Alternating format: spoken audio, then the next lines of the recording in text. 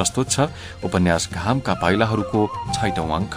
अमलेन्दु भट्टाचार्य छोरीलाई लिएर अस्पतालको कोठामा पस्छन् जहाँ पण्डित दुर्गानाथलाई राखिएको छ र कस्तो छ पण्डित बाजे तपाईलाई भन्दै बडो स्नेहले कपाल छान्दछन्। अहिले त ठिक छु बाबु, छीण स्वरमा पण्डित दुर्गानाथ भन्छन्। पवन एउटा स्टुल ल्याएर राख्छ, अर्को लिन जान खोज्दा अणु ल्याउनु पर्दैन भन्ने आँखाको साउती गर्छिन् र ओठमा मधुरो हाँसो खेलाएर फलको पोको पवनलाई दिन्छन्। पवन पोको दराजमा थन्क्याउँछ र बाजेको खजमजिएको तन्न मिलाउनुतर्फ आफूलाई अल्झाउँछ। लोको बाबु स्टुलमा बसेपछि भन्दछन्, हिजो मैले डाक्टर पठाइदिएको थिएँ, उसीबाट थाहा पाएँ कि तपाईँ अस्पतालमा हुनुहुन्छ भनेर। यो शहरभित्र नछिरेको पनि वर्षै दिन भएछ हेर्नुहोस्। यसबीचमा निकै घर पनि थपिसकेका रहेछन्, पसलको संख्यामा पनि वृद्धि भए रहेछ। म त शङ्खभित्रको किरो जस्तो पो भए त, आफ्नो खोल छोडेर कहीँ जान्न, दिन रात त्यही रेलवे, त्यसैको काम। अमलेन्दु भट्टाचार्य आफ्नो पाइप सल्काउँछन्। हो अमलेन्दु बाबु, तपाईँ नै त यो रेलको जन्मदाता हुनुहुन्छ। तपाईँकै ठूलो जाँगर र ममताले रेलको उन्नति हुँदै गएको छ हेर्नुहोस्। तपाईँ यो देशको लागि एउटा ठूलो कीर्ति छोडेर जाँदै हुनुहुन्छ। यो रेलको अस्तित्व र इतिहास रहउन्जेल तपाईलाई कसैले पनि बिर्सिन सक्दैन। बाजे बिस्तारै भन्दछन्। पाइपबाट निस्केको सुर्तीको मिठो धुवालाई बाजे नाकबाट पिउने चेष्टा गर्दछन्। धुवाको लोभ रोक्न सक्दैनन् र सोध्दछन्, होइन कुन सुर्ती सल्काउनु भयो? बडो गन्ध त मिठो छ यसको। यो 3 नन्स भन्ने बेलायती सुर्ती, एकजना कलकत्ताबाट ल्याइदिएको थियो, त्यही हो यो। दिउँ कागजमा बेरेर 100 को तान्नुहुन्छ त? भट्टाचार्य बाजेको थिचिराखेको अम्बललाई जिस्क्याइदिन्छन्। लोको बाबु पातलो कागज बेरेर सुर्ती हाल्छन् र यत्न साथ बनाएको चुरोट बाजेलाई दिन्छन्। बाजे मुठी पारेर चुरोट सल्काउँछन्। चुरोटको पहिलो सर्को तानेर तृप्त हुन्छन्। झण्डै 2 दिनपछि धुवाको तृष्णा मेट्न पाएकोले उनको शरीरमा एउटा नयाँ फुर्ती, स्वरमा भारीपना र आँखामा चहक आए जस्तो हुन्छ। हुन त पण्डितजी, निकोटिनले शरीरको श्वास प्रणालीलाई उत्तेजित बनाइदिन्छ, तसर्थ श्वास सम्बन्धी रोग भएकाले चुरोट तमाखु नखानु भन्छन्। तर गर्ने के? जीवनभरि लिसो टाँसिए जस्तो टाँसिरहेको अम्बललाई अब जीवनको सन्ध्याकालमा एक्कासी त्याग्न पनि त सकिन्न। अब धेरै खान भएन, तर अलिअलि मात्रामा अम्बललाई आहारा मात्र पुर्याएर शान्त तुल्याइ राखेन भने सम्पूर्ण शरीर नै फेरि निस्तेज भएर जान्छ। अमलेन्दु भट्टाचार्य भन्दछन्, ठिक भन्नुभयो बाबु। अब अघिसम्म म कर्खल ओइला जस्तो लल्यागलुलुक भएको थिएँ, तर अहिले 1-2 सर्को तानेपछि फुर्ती आए जस्तो भयो। बाजे चुरोट तान्दै उत्साहित भएर भन्दछन्, तपाईँ जस्तो सम्यमी मानिसलाई यो दमको बेथाले कसरी थलो पारे भन्छु म। नत्र भने त तपाईँ भन्दा म केही वर्ष मात्रै कान्छो होला। हट्टाघट्टै छु, निरोगी छु अहिलेसम्म। अब के भन्नु, यो बेथाले मलाई धनकुटामै छोको हेर्नुहोस्। अब महाराज देव शमशेरलाई पदच्युत गरेर नेपालबाट पहाडको बाटो धनकुटा तपाईयो। उहाँलाई राजधानी भन्दा निकै टाढा त्यही स्थायी रूपले राख्ने प्रबन्ध गरिएको थियो। अब निष्कासित प्रधानमन्त्रीको मन परेको मान्छे म, अब मेरो पनि सर्वस्व हरण गरे। अब म पनि देव शमशेरसित धनकुटातिर लाएँ। अब पहाडको उकालो ओह्रालोको हिँडाइ हो वा वर्षायामको चिसो ओसिलो हावामा सास फेर्नाले हो, केही दिनपछि नै मेरो श्वास प्रणालीमा यो गरुङ्गोपना आए जस्तो लाग्न थाल्यो मलाई। छिट्टै यो सास फेर्दा नै घर्र घर्र हुने, स्वा स्वा हुने, यो श्वास प्रश्वासको सामान्य लम्बाइ पनि कम हुँदै गयो जस्तो लाग्यो। अब त्यहाँको जलवायु मलाई मात्र होइन, स्वयं देव शमशेरको लागि पनि कहाँ अनुकूल थियो र। अझ उनले भारतको कुनै रमाइलो र न्यानो ठाउँमा जान पाए हुन्थ्यो भनेर चाहिँ काठमाडौँमा खबर गरे। उता राजधानीतिरबाट चाहिँ धनकुटाको सट्टा बरु इलाम बस्नु न त भन्ने खबर त आयो, तर निकै लामो समयपछि आयो। अब यो बीचमा मेरो स्वास्थ्य चाहिँ खतमै भइसकेको थियो हेर्नुहोस्। त्यही बेला हो दमको यो प्रारम्भिक लक्षण देखिएको। बाजे यसो भन्दै गर्दा चुरोटको दमाई ठुटो थुकदानीमा फ्याँकिदिनुहुन्छ। त्यही त अब यो साँडेको जुधाई बाछाको मिठाई भन्ने एउटा आहान छ नि, यसैले भन्ने त हो। अब दाजुभाइहरूको शक्ति र सत्ताको लागि भएको आन्थापमा तपाईँ पनि पर्नुभयो। लोको बाबु पुराना घटनाहरूको इतिवृत्त तान्नको लागि फुर्का समाउने चेष्टा गर्दछन्। हो नि, त्यो त अब साँच्ची भन्ने हो भने सत्ताको लागि पितृ हत्या गर्ने बाटो वीर शमशेरले नै आफ्ना भाइहरूलाई देखाएर गए। सोझा काका प्रधानमन्त्री रणदीपलाई गोली ठोकेर वीर शमशेरले 42 सालको पर्व खडा गरे हुन् र जङ्गबहादुरका 7 भाइहरूमा पालैसित यो बगेर जाने सत्ताको स्रोत वीर शमशेरका सन्तान 17 भाइ छोरापट्टि फर्कियो। अब वीर शमशेर प्रधानमन्त्री भएपछि उनका भाइ खड्ग शमशेर चिफ र देव शमशेर रोलैबाट लाठ पाएका हुन्। देव शमशेरका पिता धीर शमशेरकै पालादेखि मेरो पिताजीको चाहिँ त्यहाँ दरबारमा आवत जावत थियो र म आफैले पनि अगावैबाट लाठ साहबलाई रिझाएर राखेका थिएँ। बाजे केही बेर थकाइ मार्नुहुन्छ र पुनः बोल्न थाल्नुहुन्छ। वीर शमशेर प्रधानमन्त्री भएको केही दिनपछि नै चिफ खड्गलाई महाराज हुने अवतार भएछ। उनले पनि वीर शमशेरले देखाएकै बाटो समाते। अब एक दिन बेलुकी वीर शमशेरलाई खुसियाली भनेर खाना खान डाके। अब साँझ पख प्रधानमन्त्री आफ्नो सजी सजाउ भएको बग्गीमा चढेर खड्ग कहाँ जान आँटेका थिए। ढोकामा वीर शमशेरले ज्यादै पत्याएका फौजिङ कर्णेल उभिएर एउटा कमलो न कमलो लट्ठी कर्दले काटिरहेको देखे। प्रधानमन्त्रीले सोधे त्यहाँ बग्गी रोकेर, क्या रे तैँले फाउदे भनेर। अब केही पनि उत्तर दिएन उसले। लट्ठी चाहिँ त्यो मुला काट्या तँ काट्या छ। अनि वीर शमशेर त्यहाँबाट हिँडे, बग्गी गुड्यो बाहिर। केही टाढा पुगेपछि उनलाई चाहिँ मनमा एउटा तपाईँको झस्को लागे जस्तो भयो। उनले चाहिँ के अरे त्यसपछि भने बिचै बाटोमा बग्गी अड्याएर ओर्लिए। अनि पछि आइरहेको एउटा अङ्गरक्षकलाई बग्गीमा आफू बस्ने ठाउँमा बसालेर चाहिँ के भने यो बग्गी माइला कहाँ पुगेपछि मलाई खबर गर्नु, म घोडामा आउँला भनेर भने। यति भनेर वीर शमशेर अङ्गरक्षकको घोडा चढेर घरतिर लाए। ऊ त जसै बग्गी खड्ग शमशेरको ढोकानिर पुगेको थियो, चारैतिर दरबारका छानाबाट समेत अगाविदेखि लुकिरहेका मानिसले असिना झारे जस्तो तपाईँको दन गोलीको पर्रा छोडे। अब साँझ झमकी परिसकेको थियो त्यतिखेर। त्यही भएर बग्गीभित्र बसेको मान्छेको त्यो आकृति त देखिन्थ्यो, अनुहार ठम्ब्याउन सकिन्थेन। गोलीले गर्दा बग्गी कस्तो भएको थियो भने यो चाल्नो छिद्र परे जस्तो। चालक, सहिस, घोडा, भित्र बसेका अङ्गरक्षकका शरीरहरू निर्जीव भएर लडिरहेको हेर्नुहोस्। अब वीर शमशेर बग्गीभित्र मरे र स्वयं प्रधानमन्त्री भए भन्दै खुसी भएर खड्ग शमशेर पनि तल ओर्ले। उनका त्यो धुपौरीहरू पनि दाम असर्फी राखेर महाराजको जय भन्न थाले। यतिकैमा खड्गका एकजना अङ्गरक्षक स्वासर फफ गर्दै आएर भन्यो कि बग्गीभित्र मर्ने मानिस वीर शमशेर होइनन्, उनका अङ्गरक्षक हुन्। अब उल्लासमा डुबिरहेको मानिसहरू त थुरुरु हुन थाले डरले। अब सलामी टक्राउने, जय जयकार गर्ने चाटुकारहरू पनि क्याम्पका अग्ला अग्ला पर्खाल नागेर भाग्ने उद्योग गर्न थाले। यतिकैमा बन्दुकधारी फौजद्वारा खड्गको घर घेरियो। चिफलाई कैद गरेर पहाड़को बाटो गरी सूर्योदय हुनु अगावै त्यहाँबाट पाल्पा लखडिदिए। बाजेले तन्मय भएर दरबारिया षड्यन्त्रका घटना बयान गर्दै एकछिन पानी खान अडान लिनुभयो। ठिक। अब खड्ग धपिएकोले नै वीर शमशेर मर्नासाथ देव शमशेरले प्रधानमन्त्री हुने पालो पाए होइन त। मान्छे त एक प्रकारले भाग्यमानी हुन् देव शमशेर, तर उनी पनि छिटै दुर्भाग्यको शिकार भए। अमलेन्दु भट्टाचार्य आफ्नो भनाइको समर्थन पाउन बाजेतिर हेर्दछन्। ठिक भन्नुभयो लोकबाबु, मानिस भाग्यमानी भए पनि उनको भोग बडो अल्पकालको रहेछ। जब 1957 साल फागु पूर्णिमाको दिन वीरको निधन भयो र देव 19 तोपको सलामी पाएर त्यही दिन महाराज भए। अब उनको व्यक्तित्व भन्ने हो भने त्यस्तो उदार, त्यस्तो सरल हृदय र निष्कपट मानिस राणा कुलमा न कोही जन्मियो न कोही जन्मनेछ।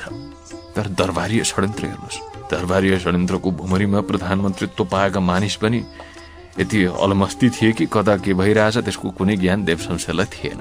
आफ्नो बाबु धीर शमशेरका सबै गुण त पाथे नि यिनले। मोज मजा गर्नु, दिनको 10 पल्ट लुगा फेर्ने, फेसनका के भन्नुहुन्छ नयाँ बहुमूल्य वस्तुहरू बेलायतबाट झिकाएर उपभोग गर्नु। अघि चाहिँ तपाईँको धीर शमशेरले सिकाएका त त्यही सिको देवले पनि गरे। अब यी सब फेसनका अम्बलहरू धीरले आफ्ना दाई जङ्गबहादुरसित बेलायत र फ्रान्सको यात्रा गर्दाखेरि बटुलेर ल्याथे। हाम्रो पिताजी के भन्नुहुन्थ्यो भने लोकबाबु, धीर शमशेर दिनभरि बिलियार्ड खेलेर बस्थे, साहब जस्तै पोसाक लगाउँथे र सुस्केरामा अंग्रेजी गीतको धुन गाइराख्थे। उनको फेसन प्रियताका बारेमा पिता अझ भन्नुहुन्थ्यो कि धीरको अन्तिम बेला आएपछि उनलाई पशुपति लैजान घाट उठाए। अब केही पर लगेपछि बोकेर लग्ने मानिसलाई धीरले अड भनेर चाहिँ संकेत गरे। वाक्य त बन्द भइसकेका थियो, साउथी केही गरे होलान्। अनि उनको बैठकेले बुझेर दगुर्दै गएर भर्खर बेलायतबाट झिकाएको त्यो घाममा लगाउने कालो चस्मा कोठाबाट ल्याएर उनलाई लगाइदियो। अनि बल्ल घाटा लग्यो धीर शमशेरलाई। फेरि धीर शमशेरको अर्को बानी पनि थियो, बेलायतबाट फर्केपछि चाहिँ आफै पनि रौसी खान फर्केका थिए।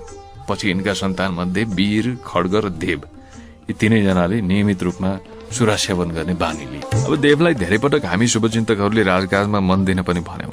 उनी सुधारवादी प्रकृतिका मानिस पनि थिए। अखबार, स्कुल, पाठशाला देशभरि उनीकै आज्ञाले खुल्या हुन् त्यतिखेर। र पछि उनी जनप्रतिनिधिहरू भेला गराउने, बेलायतको पार्लियामेन्टकै ढाँचाको एउटा उच्च निकाय गठन गर्ने यस्तो खालको योजना पनि बनाउन थाले। अब सम्पूर्ण राणा कुलको लागि त्यो त खतराको सूचक भयो। अत यिनलाई पनि काँडा पन्छाए जस्तै धपाउने षड्यन्त्र सुरु भयो। एकातिर सुधारको तीव्र लालसा, अर्कोतिर अलमस्ती र सोझोपनाले गर्दा देवलाई टेक्न साह्रै गाह्रो भयो। तालिमीहरूको डफ्फा बटुलेर उनी नाचको अभ्यास गर्न लाउँथे। स्वयं पनि नाच्न गाउन अघि सर्थे। साँझ परेपछि सुरा सेवनमा लाग्ने सबै जिम्मेवारी बिर्सिदिने। तपाईँको एक दिन देव शमशेर दरबार स्कुलमा पुरस्कार बाँड्न भनेर गएको थिए। उतैबाट बिरामी बहिनीलाई भेट्न भनेर 4 पूजामा गए र पनि घर हेर्दै हेर्दै एउटा भित्रको कोठामा के छिरेका थिए पूर्व योजना अनुसार कसैले चाहिँ ढोकामा चुकुल लगाइदियो बाहिरबाट। र बाहिरबाट ठुलो स्वरमा उनले भाइहरूले भनेको सुने कि महाराज अब तपाईँ कैद पर्नुभयो, हजुरबाट देश दुनियाँको धेरै नोक्सानी भयो, अब बेलै नबुझी सुधार गर्न खोज्ने र मोज मजामा मात्र लाग्ने मानिसको यही गति हुन्छ। अनि भित्रबाट चाहिँ आँखाभरि आँसु लिएर देव शमशेरको उत्तर सुनियो, मेरा प्यारा भाइहरू हो, अब तिमीहरू जसो भन्छौ म उसै गर्छु। बिराएँ मैले, अब कुनै सुधारको कुरो पनि गर्दिनँ र यो नाचगानमा पनि लाग्दिनँ भनेर उनले भित्रबाट भने। अब भनेर के गर्नु, अब सब थोक त बितिसकेको थियो। अब टुणी खेलमा उतिनखेरै फेरि 19 तोप पालैसित गर्जियो र चन्द्र शमशेर प्रधानमन्त्री भए। त्यही त बडो रोचक कुरो सुनाउनु भयो पण्डितजी तपाईँले। अनि तपाईँको घर त देव शमशेरको दरबार र तपाईँको घर त नजिकै हुँदो होइन त पण्डितजी? लोकबाबुलाई बाजेको कुरामा निकै रस लाग्छ र उनी फेरि कोट्याउन खोज्छन्। अब के नजिक भन्नु के टाढा भन्नु, म कालीमाटीमा बस्थेँ। देव शमशेरको दरबार थापाथलीमा थियो, झन्डै 2 कोस जति टाढा भनौँ न। अब जाडो गर्मी वर्षा जुनसुकै याममा पनि बिहान 7 बजे महाराज उठ्दा ठिङ्ग उनको अगाडि उभिरहनु पर्थ्यो।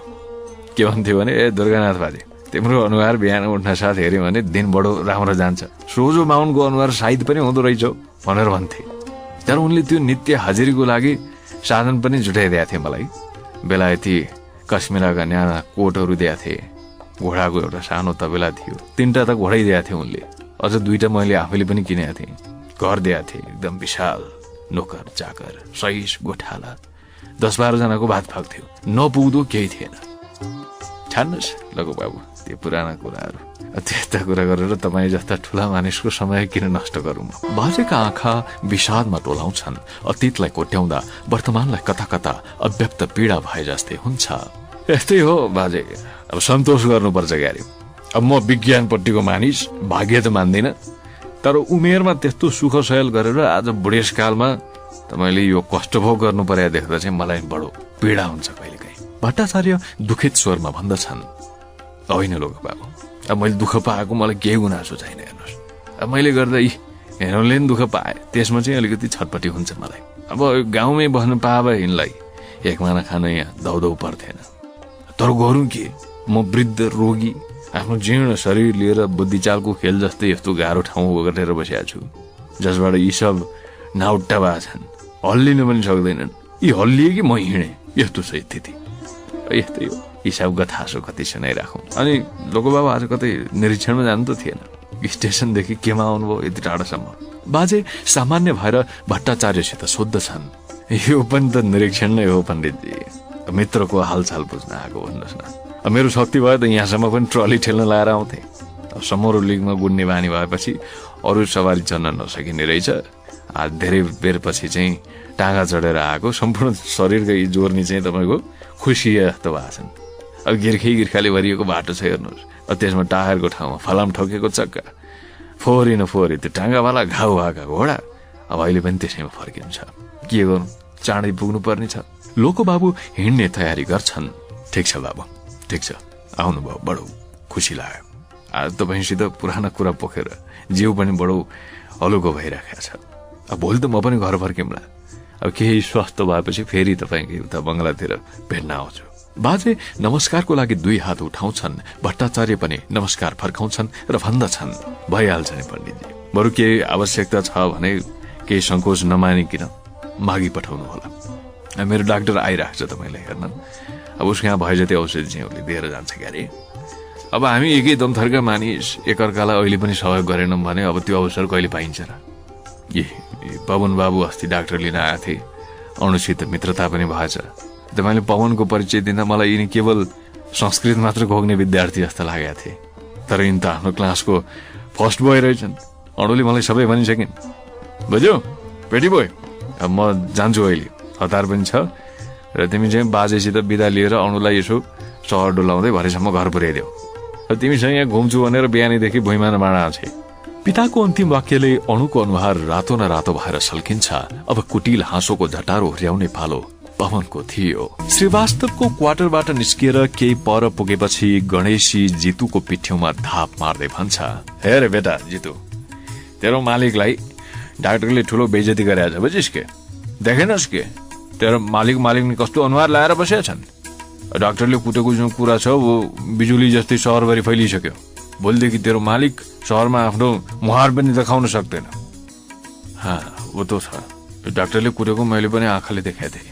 अब के गर्नु, मेरो त रिसले रगत उम्ल्या थियो। यो मालिकनीले नरोकेको भए म यो सिङ्गी यो लाठी छैन त्यसको मुखबाट कोचेर पिँधबाट निकालिदिन्थे। चुपकार बे, यस्तो बेलामा जोसले भन्दा होसले काम लिनुपर्छ है। यस्तो काम गर कि तेरो लाठी पनि खेर नजाओस् और मानिस पनि खुत्रुको होस्। सापले डस्यो भने त्यसलाई झट्टै मारिदिन्छन्। सर्प जिउँदो भएन त्यसको विष झार्न सक्छ। सुन, म जो भन्छु त्यो त गर्दै जा। अनि हेर गणेशीको इन्द्रजाल है। गणेशी जितुको कानमा केही भन्छ। जितु लाज मानेर आफ्नो दुवै कान समात्छ। नै गणेशी दाइ, यो काम मबाट हुन सक्दैन। तिमी भन्छौ डाक्टरको टाउको काटेर झुन्ड्याउँदै ल्याएर मालिकको खुट्टामा राख्दै त म गर्छु, तर यो बेपर्दा हुने काम मबाट हुँदैन। गोबरको बुद्धि छ रे तेरो। गोबरको जस्तो बुद्धि नभए आज किन भाँडा बाँझेर बस्तिस? जसको अन्न पानीले यो शरीर बनाएछस्, केटाकेटीदेखि जसको नुन खाएछस्, त्यसको लागि आपत विपदमा परेको बेलामा केही गर्दैनस्। निमक खराम होस् त तेरो बुढो मालिकको मन रोइराखेको देखेनस् तैँले? हेर, केही गरेनस् भने तैँले एक दिन रगत छादेर मर्छस् म भनेछु। के गरौँ गणेशी दाई, अब मैले आजसम्म कुनै आइमाईतर्फ आँख उठाएर पनि देखेको छैन। अब तरुनी आइमाई देख्यो कि मेरो जिउ थरथर काँप्छ, पसिना आउन थाल्छ। जो मानिस औरतका सामु लुगा खोलेर छाती र पिठ्यौ देखाउँदा लाज मान्छ, त्यसले कसरी पराई आइमाईका सामु लुङ्गी उठाउन सक्छ? हेर गणेशी दाई, मलाई बरु भरिएको प्लेटफर्ममा जुत्लाले हिर्काऊ, केही शरम मान्दिन है, तर यस्तो बेशर्मीको काम नगराऊ। बरु खुट्टा समाउँछु तिम्रो। अबे साले, मेरो अगाडि साधु बिरालो हुन्छस् त? काम्लो ओढेर घिउ पिउने मान्छे होस् रे? दिउँसो एक्लैमा त मालिकको खुट्टा मिच्छस्। मास्टर की सालीको नाप लिएर पोढिस्किन्न जान्छस्, सबै कुकरमा गरेर हिँड्छस्, तर आफ्नो मालिकको शत्रुसँग यस्तो लाज मानिरहेछस् त? कि हो न हो यसको खास जेठी सासू होस्। गणेशी प्लेटफर्ममा उत्तेजित भएर जितुलाई गाली गर्न थाल्छ। जितु दुवै हात जोडेर आकाशमा उठाउँछ। हे, नचाहिने कुरा नगर गणेशी दाई, ती मेरा आमा र दिदी जमानका छन्। मैले त्यस्तो काम गरेको भए अहिले आफ्नो घामले मलाई भस्म गरा हे सूर्यनारायण। अबे साले फटा अहिर, आधा रातमा घामले भस्म गर्ने क्रिया खान्छस्? गणेशी बेसरी हाँस्छ र जितु आफ्नो भूल सम्झेर लज्जित हुन्छ। जा रे, गणेशीले भनेको मान। अरे साले, मर्दलाई के को लाज? भोलि बिहानैदेखि आफ्नो ड्युटीमा चालु हैजा। अरू जे गर्ने हो म गर्छु है। जितु केही नबोली मौन भएर उभिरहन्छ। गणेशी जितुको पिठ्यौमा थाप मार्छ। हेर, मलाई संस्कृतमा भन्न आउँदैन, त्यो आउने भए म किन पान बेच्थे। तर म जे भन्न खोजेछु त्यसको अर्थ के हुन्छ? जो मानिस लाज शरम छाडिदिन्छ त्यसको चारैतिर जितै जित हुन्छ, बुझिस् के? सो हे बालक, भोलिदेखि शरम छोडिदे। यता लुङ्गी घाँटीसम्म उचाल, उता आँखा चिम्ली। हेर, यसरी नै हो हाम्रो जित हुने है। ल जा, तँ यहीँबाट फर्की, मलाई पुर्याउन पर्दैन। हे गणेशी दाई, यो चोर बत्ती त लैजाऊ, आज बडो बाक्लो अँध्यारो छ रे। तिम्रो घर पनि त यहाँबाट त्यति टाढा छ, 3 माइल। खेतको आली जो जानु छ। अबे जितु, मलाई तैँले फेरि एउटा संस्कृत कथाको सम्झना दिलाइदिइस्। सत्सङ्गमा रहन्छु बाहुनहरूको मण्डलीमा, अनि संस्कृतका टुक्का सुक्का आउँछ अलिअलि। अब मियाहरूको सोहबत भएको भए म यस्तो बेला सायरी फर्माउँथे। एउटा अक्षपाद भन्ने ऋषि थिए जो थिए सूरदास, तर उनको आँखाको शक्ति कहाँ थियो त? उनको खुट्टामा। जहाँ गए पनि कहिले चुक्ने वा बाटो बिराउने गर्दैनथे, त्यसैले तिनको नाम थियो अक्षपाद। म पनि त्यस्तै हो यार, अँध्यारो रातमा एक्लै हिँड्दा जो छ अक्षपाद भइसकेको छु। मेरो खुट्टाले आफै बाटो खोज्दै घर पुर्याउँछ मलाई। त्यसकारण तेरो चोर बत्ती तै लैजा। ल जा। गर्भवती। भोलिदेखि गणेशी डाक्टरलाई पराजित गर्न चक्रव्यूहको संरचना गर्न थाल्यो। रेलवेका बाबुहरूको चाकरी गरे तापनि उसले ठूलो संरक्षण श्रीवास्तवबाट पाइरहेको थियो। अरू त उसलाई दरबारी विदूषकका रूपमा कहीँ कतै जमघट भयो भने डाक्थे। फेरि ऊ बसी बसी खाने गफाडी पनि त थिएन। जति थुतुनो चलाउँथ्यो उति नै 10 नङ्ग्री पनि खियाउँथ्यो। भोज भतेर, विवाह व्रतबन्ध, श्राद्ध शुद्ध्याय सबैमा गणेशी अघिसरा भएर काम गर्ने भएकोले घरका महिलाहरू पनि कामको चटारो परेको बेला कराउँथे। लौन कोही गएर गणेशी मोरोलाई ढाकेर ल्यायो। यी पानी मरुवा घरका भुस्तिग्रीहरू त खानाका काल मात्रै हुन्, कामको नाममा यिनीहरूबाट सिनका भाँचिन्न। गणेशी हुन पनि हाँसी हाँसी आँखा झिम्म गर्न नपाई सबै काम फत्ते गरिदिन्छ। मोरो फेरि अनेक कुथुङ्ग्री हालेर हँसाएर पनि मार्छ। एक दिन एकजना महिलाको सबै पाहुनाहरूको अगाडि बेइज्जत गरिदियो। ती महिला ठूलो दूधको खड्कुलो उचाल्न लागेकी थिइन्। गणेशी भन्छ, हे राम मालिकनी, यो गणेशी हुँदाहुँदै यत्रो भाँडो किन उठाउनुहुन्छ? धेरै बल गर्दा पाहुनाहरूको अगाडि कहीँ बेइज्जत भयो भने के गर्ने? मानिसहरू उसको कुरा सुनेर हाँस्न थाल्थे। यस प्रकारका गणेशीका टुक्काहरू महिला समुदायमा पनि प्रसिद्ध थिए। तर गणेशीका दुर्वाच्यहरू मनमा कसिङ्गर भएर रास लाग्न पाउँदैनथे। त्यसलाई तत्कालै हाँसोको हावाले हुत्याएर लैजान्थ्यो। उसका अश्लील अपशब्द पनि सामान्यतया सबैका लागि कर्णप्रिय भइसकेका थिए। स्टेशन मास्टरसित गणेशीको विशेष सम्बन्ध थियो, अरूभन्दा बढी आत्मीय। श्रीवास्तव देशी दारूका भोगी र जुवाका लोभी थिए। यी दुवै अम्बलको आहारा गणेशी जुटाउँथ्यो।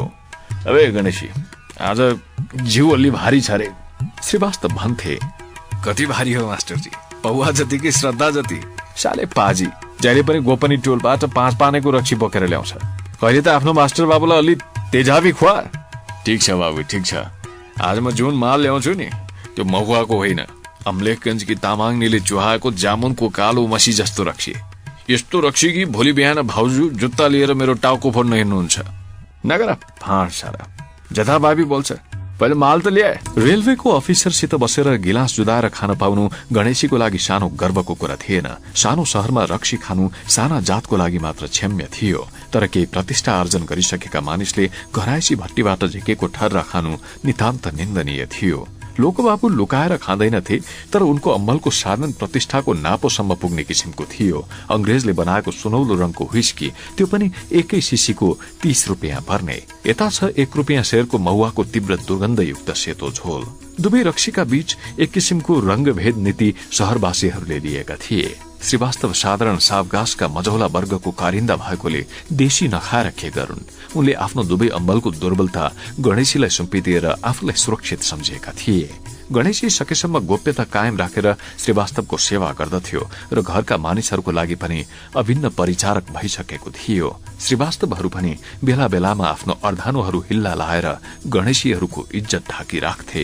गणेशीले श्रीवास्तवको मानसिक पीडालाई आफूमाथि खापेको कारण दुवैले आफ्नो मर्यादाको तह बिर्सेर सम्बन्धका साथै मानसिक स्तरमा पनि निकै वरा आइसकेका थिए। अमलेन्दु भट्टाचार्यलाई यी दुवैको बीचको तारतम्यता थाहा थियो अनि ती समय समयमा रातो बत्ती देखाउँदै भन्थे, यस्तालाई धेरै लिफ्ट नदेऊ श्रीवास्तव। लोकोबाबुको रगतमा अभिजात्यको मात्रा बढी भएकोले ती सदैव पानपात बेचेर गुजारा गर्ने गरीब गणेशीलाई आग्नेय नेत्रले हेर्थे।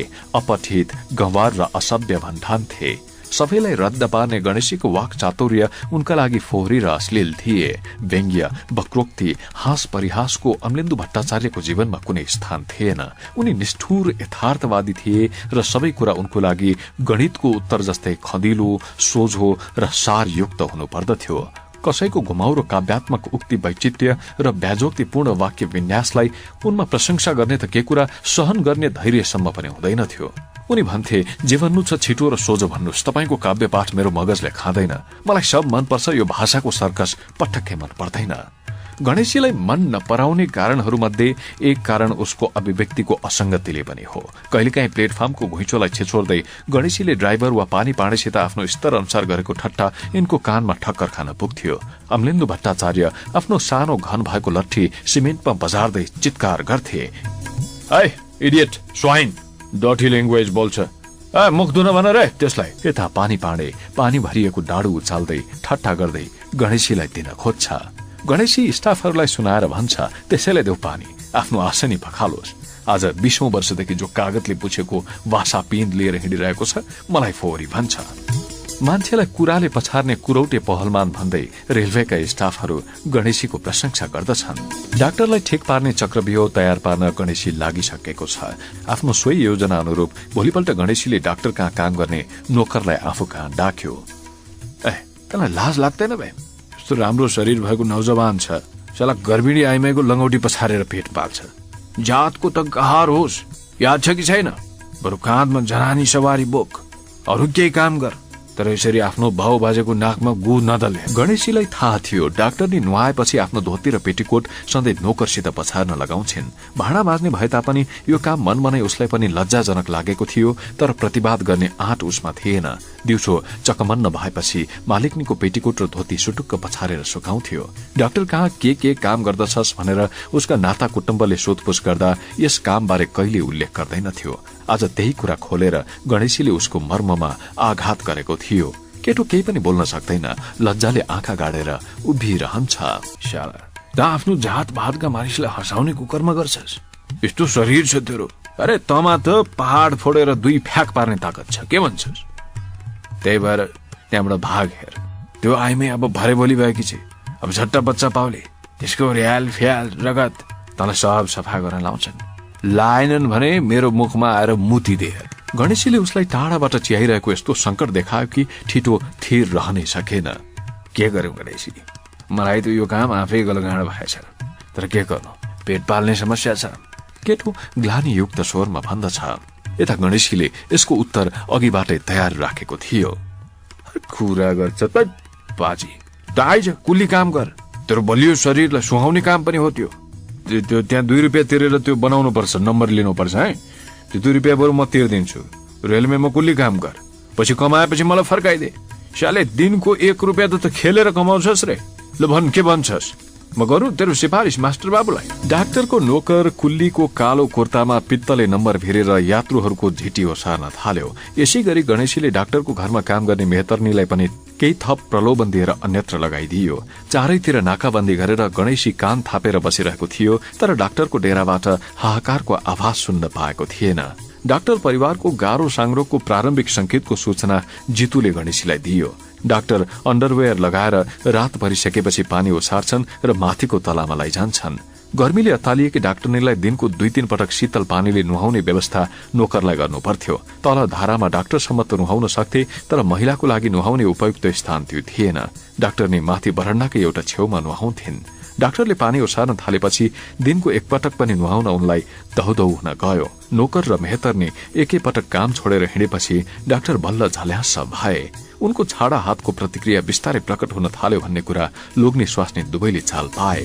नोकरहरू घरमा हुन्जेल ती अस्तित्वहीन जस्तै भएर रहेका हुन्छन्। तिनको श्रमको कदर गर्ने र भाइ छोरा जस्तै समान व्यवहार गर्नु त परै जाओस्, उनीहरूसित मिठो मुख गरेर बोल्नु समेत मानिस हेय सम्झिन्छन्। सबै परिवारमा यस्तो अदम व्यवहार नहुँदो हो, तर डाक्टर परिवारमा भने यस्तै अमानवीय परिपाटी थियो। डाक्टरकी पत्नी सदैव दुखित, सदैव पीडित र सदैव गुनासोमा डुबेकी रहन्थिन्। उनको विरक्तिको बिन्दु कुनै एक ठाउँमा थिएन। यति व्यापक र यति विशाल थियो कि डाक्टरले त्यसलाई ढाक्न अझ 2 आयुर्दाको उनलाई दरकार पर्दथ्यो।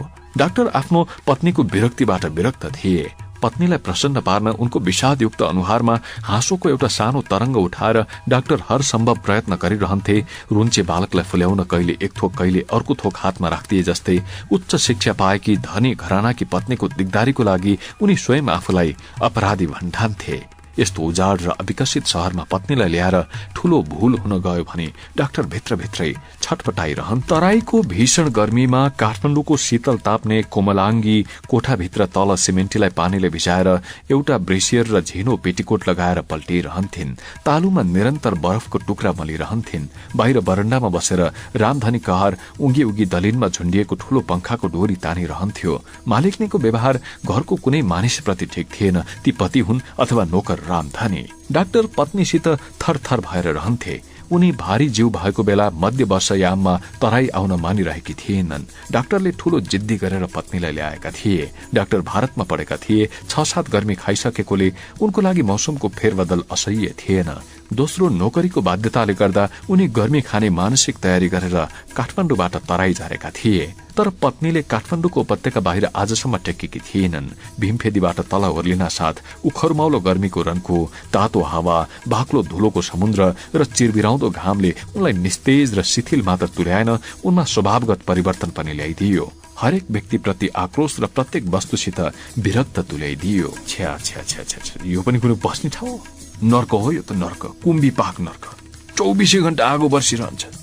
के खानु के लाउनु यस्तोमा? यहाँ बस्ने पनि कोही मानिस हुन्? सबै गर्मीका किरा, काला न काला कुरूप घिनलाग्दा। पसिनाले मान्छेहरूको सम्पूर्ण शरीरबाट दुर्गन्धको भक्कान उठ्ने। यहाँको लोग्ने मान्छे के गर्छन्? दिउँसो कुनै बाक्लो छाया देख्नै हुन्न। गम्छाको छ्याया लड्यो आइमै अनि घर पछाडिको सियालामा एक अर्काको चोलो खोल्यो, दिनभरि कि जुम्रा हेर्छन् कि घमरो फुटाएर बस्छन्। कस्तो ठाउँमा ल्यायो हे डाक्टर? पत्नी भर्खरै रोग शैय्याबाट उठेको मधौरोको जस्तो बोलीमा भन्दछन्। अब हेर डार्लिङ, अब गर्मीबाट जति आत्तियो उति उसले रन्थन आउँछ। यो गर्मी चिज नै यस्तो हो के? अब 2-4 दिनमा बानी पर्छ तिम्रो, हेर्दै जाऊ न। डाक्टर हाँसे जस्तो गर्छन्। बैगो, मलाई गर्मी खाने कुनै अभ्यास गर्नु परेको छैन। म जोगी हो, साधुनी हो म, जो शरीरलाई कष्ट दिने साधना गरिराख। मलाई त पठाइदेऊ काठमाडौँ। हेर अहिले उहाँ विष्णुमती पारीबाट बगेर आएको चिसो हावा घरको झ्यालबाट छिरेर सुनकेमराको कस्तो मिठो सुवासले घरभरि लट्ठाइराख्या होला। करुवाको टुटीबाट अग्लो न अग्लो धार लाएर कल कल कल कल गर्दै दुधभन्दा स्वादिलो चिसो पानी खान पाइन्थ्यो उहाँ। यहाँ कहाँ पाउन्? काफल, ऐसेलु, आलु बखडा भरिएर बस्या होलान्। बिहान बेलुकी ज्यापुनीहरूको हँसिलो अनुहार लिएर मस्किँदै हाते मरोलीको एकहोरो स्वर, झ्यालीको टुम्छ्यामा चर्या गीत गाउँदै रातो मच्छिन्द्रलाई भीमसेन पाती चढाउन गएको यहाँ हेर्न पाउँछु मैले। मलाई त खपी नसक्नु भयो। गर्मीले त शुद्धि बुद्धि हराउला जस्तो भयो। यस्तो भइरहेछ, जीवनको सारा रस यही गर्मीले सोसेर लैजाला जस्तो। ए डाक्टर, बिन्ती गर्छु म, मलाई पठाइदेऊ के काठमाडौँ। पत्नी अतिशय दुखी भएर हात जोड्छिन्। यस्तो केटकेटी जस्तो कुरा गरिरह भने तिमी आएको 1 साता पनि भएको छैन, कसरी फर्किने? यस्तो शरीर छ तिम्रो, फर्किन सकिन्छ? डाक्टर झर्किए जस्तो गर्छन् र अर्को कोठामा गएर मोटा मोटा औषधि ग्रन्थ पल्टाएर बस्छन्। पत्नी डाक्टर त्यहाँबाट हिँडिसकेपछि अब रामधनीतिर खनिन्छन्। ए राम, के नाम हो यसको? के अर्थको नाम हो तेरो? कतिचोटि भने 10 मिनटपछि धाराबाट पानी ल्याएर सिमेन्टी भिजाइदिए 24 घण्टा उगिरहन्छ। पंखा तान्दा तान्दा श्रम स्वेदले नुहाएको कहार युवक बडो विनीत अनुहार लाएर सिमेन्टीमा पानी खनाउँछ। झिनो पेटीकोट पानीले भिजी ठाउँ ठाउँमा टाँसिएर पारदर्शी भइदिन्छ। मालिकनीको अर्धनग्न शरीर र विशाल भुँडी देखेर भित्रभित्र रामधनी साह्रै घिनाउँछ। कस्तो बेशरम आइमाई हो यो। अब बढी गर्मीले गुम्सिएको खण्डमा यसले पेटीकोट पनि झेकेर फाल्दिन बेर मान्दिन। विशाल पेटको भकारी बोकेर दुवै हात असरल्ल पारी उत्तानो लडेकी मालिकनीतिर सकभर ऊ हेर्न चाहदैन। आँखा अन्यत्रै बचाएर पानी हाल्छ र मनमा नै फेरि भन्छ, यो राक्षसनीलाई जति गर्मी कसैले पनि नहुँदो। सब स्त्रीया चरित्र। म जस्तो पोइ भए 2 कोर्रा लगाइदिन्थे पिँदा ठिक हुन्थे। ए केटा, यता नआइज, यता जिउभरि पसिना छ तेरो। कस्तो गनाको छ्या छ्या छ्या, सबै मजिसी यस्तै त होला नि गन्धपुरी। जा बाहिर पंखा तान। रामधनी बरण्डामा जान्छ। डाक्टर बिस्तारै भित्र छिर्छन्। उनलाई पत्नीको अर्धनग्न अवस्था मन पर्दैन, तर कडा प्रतिवाद गर्न पनि सक्दैनन्। डार्लिङ, तिमीलाई कुनै आइमै नगर्ने चाहिने हेर। खासमा त्यो केटा भित्र डाक्यो कि कस्तो रुन्ची अनुहार पारेर बस्छ। तिमी यसरी बस्नु नगर न, नाङ्गै केही लाऊ माथिबाट। अब यस्तै हो भने कसरी काट्छौ झन् भदौरे गर्मी। अब भदौरे गर्मीको कुरा गर। अब अहिले मर्छु जस्तो भइसक्यो, के को भदौरे गर्मी? यही केटो ठिक छ, अर्को खोज्ने होइन। यति काम कुनै मधेसिनीले गर्न सक्दैनन्। बिहानदेखि बेलुकासम्म पंखा तानेर बस्न सक्छ आइमाईले? गर्मी सहनको लागि म जेसुकै गरौँ हेर, त्यसमा तिमी केही पनि नबोल। जाऊ आफ्नो काम गर, डोन्ट ह्याङ अराउन्ड प्लिज। ठिक छ, तिमी आफ्नो आरामको लागि जे मन लाग्छ गर त नि। त्यो गरिब केटोलाई पनि त के आराम त देऊ। त्यो बिरामी पर्यो, भागिदियो भनेदेखि के हुन्छ हाम्रो अवस्था? अब अहिले खेतीपातीको समय पनि छ, चटारो। अब नृत्यको मान्छे भेट्टाउन पनि सकिन्न फेरि। रामधनीले कुरा बुझ्ला भनेर डाक्टर यी सब कुरा अंग्रेजीमा भन्दछन्, तर पत्नीलाई केही पनि प्रभाव पर्दैन। किन भाग्छ के? यो खेतमा हलो जोत्ने केटोलाई दिनभरि पेटभरि खुवाएर राखेको छु। यसरी 2 छाक खान पाउँछ डकारेर अन्त यसलाई त अहिले त घोक्र्याएर जा भनेर निकाले पनि जाँदैन। यी मान्छे यस्ता पनि न, यिनलाई आराम चाहिन्छ न, यिनीहरू कहिले बिरामी पर्छन्। प्लिज के doctor, leave me alone. Doctor त्यहाँबाट बाहिर निस्कन्छन् र मनमनै पश्चाताप गर्छन्। यो हनबेर्नोलाई यहाँ ल्याएर साह्रै हन्डर खाने भए भन्ठान्दै यिनले बिहा गरेको धेरै भएको थिएन र पत्नीप्रति डाक्टरको ठूलो आसक्ति पनि थियो। दुवै छुट्टिएर बस्ने कुरा डाक्टरलाई सह्य नहुन सकेकाले यहाँ लिएर आएका थिए। गर्मी सहने र तराईमा रहने बारे पत्नीको यस्तो अतिवादी विक्षिप्त मनोदशा होला भन्ने परिकल्पना डाक्टरले कहिले गर्न सकेका थिएनन्। तराईवासीहरूप्रति ज्यादै हेय उपेक्षापूर्ण धारणा उनकी पत्नीको यहाँ टेकेदेखि नै थियो। काठमाडौँ खाल्डोमै जन्मेर हुर्केकीले उपत्यका बाहिर पनि देशको एउटा विशाल भूभाग छ। पहिरन, बनोट र भाषाको पार्थक्य भए तापनि त्यहाँका मानिस पनि देशका समान सन्तति हुन् भन्ने कुरा पुस्तकमा पढे पनि उनको आत्माले स्वीकार गर्न सकेको थिएन। यो कुरा बुझाउन डाक्टरले जति प्रयत्न गरे पनि निरर्थक हुन जान्थ्यो। उनी आफ्नो स्त्री हटबाट डग्ने कुनै कुरै थिएन। भरे भोलि भएकी आइमाईसित दिनरात झ्याउझ्याउ गरिरहने काम ठिक होइन। यसको कुप्रभाव भविष्यको सन्तान उपर पनि पर्न सक्दछ भनेर स्वयं डाक्टर जण्ड मिजाजका भए तापनि रिसको सम्वेगलाई नियन्त्रण गर्ने प्रयत्न गर्दथे र जहिले पनि लोते कान लाएर पत्नीको कोठाबाट बाहिर निस्कन्थे। उपन्यास घामका पाइलाहरूको 6औं अंक यही सकिन्छ।